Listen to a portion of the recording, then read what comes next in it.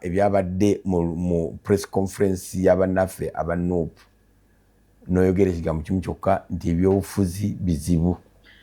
Sewanyana bamutadde mu kintu kye bayita catch 22. Catch 22 is an American phrase. Nga buli kyokola oli akusetting awantu nga buli kyokola eba nsobi.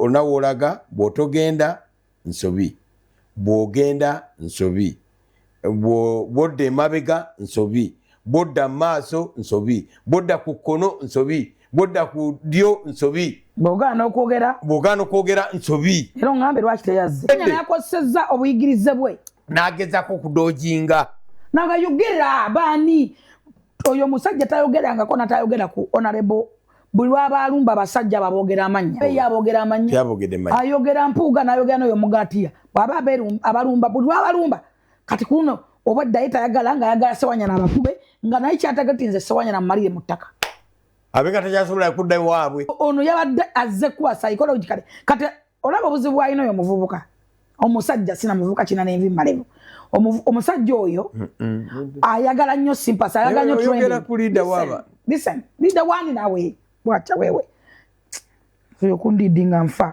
Download the Salt Media app from the Google Play Store and the Apple App Store.